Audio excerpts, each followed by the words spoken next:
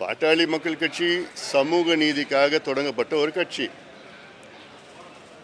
36 ஆண்டு காலமாக எங்களுடைய மருத்துவர் ஐயா அவர்கள் 6 இடஒதுக்கீடுகளை பெற்றுக் கொண்டிருக்கின்றார்கள். அந்த இடஒதுக்கீட்டில் இந்திய அளவிலே தாழ்த்தப்பட்ட, அதாவது பட்டியலின மக்களுக்கு இடஒதுக்கீட்டை பெற்றிருக்கின்றார் எங்களுடைய மருத்துவர் ஐயா அவர்கள். தமிழ்நாட்டில் அருந்ததியர் சமுதாயத்திற்கு உள்ஒதுக்கீடு பெற்று தந்திருக்கின்றார். சிறுபான்மை சமுதாயம், இஸ்லாமியர்களுக்கு உள்ஒதுக்கீடு பெற்று தந்திருக்கின்றார். எம்பிசி என்று 20 விழுக்காடு 115 சமுதாயங்களுக்கு இடஒதுக்கீடு பெற்று தந்திருக்கின்றார். மத்தியிலே ஆட்சியில் இருக்கின்ற நேரத்திலே இதர பிற்படுத்தப்பட்ட மக்கள் ஓபிசி அவர்களுக்கு இந்திய அளவில் 27 விழுக்காடு கல்வி நிலையங்களில் பெற்றுக் கொண்டிருக்கின்றார்.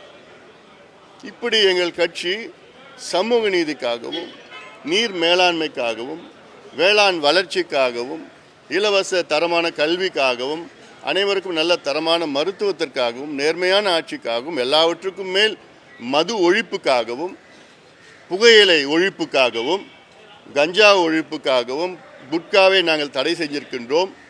இப்படியெல்லாம் எத்தனையோ சாதனைகள் செய்த கட்சியை தொடர்ந்து திருமாவளவன் அவர்கள் இழிவுபடுத்தி கொண்டிருக்கின்றார். அது தவிர்க்க வேண்டும். எங்களாலும் பேச முடியும், அவங்க கட்சியை பற்றி தரவுருவாக எங்களாலும் பேச முடியும். இதோட நிறுத்திக்குங்க. நீங்கள் மாநாடு நடத்தினா நடத்திட்டு போங்க. மது ஒழிக்கணும்னு எல்லாருடைய விருப்பம்தான். இந்தியாவில் மது ஒழிக்கின்ற ஒரு மாநாடோ, ஒரு ஆர்ப்பாட்டமோ, ஒரு கூட்டமோ யார் நடத்தினாலும் நாங்கள் அதை ஆதரிப்போம். அந்த வகையிலே தான் திருமாவளவன் இதை நடத்தினா நாங்கள் ஆதரிப்போம், அவ்வளோதான். அதில் எங்களை அழைக்கிறாரு, கூப்பிட்டாரு, கூப்பிடல, அதெல்லாம் வேறு விதம். நாங்கள் யார் நடத்தினாலும் நாங்கள் ஆதரிப்போம். ஏன்னா இது எங்களுடைய அடிமட்ட, எங்கள் கட்சியினுடைய அடிமட்ட கொள்கை அது. ஆனாலும் இவங்க அந்த கட்சி, இவங்க இந்த கட்சி அப்படிலாம் பேசுறதில்ல. அதை நிறுத்திக்கணும்.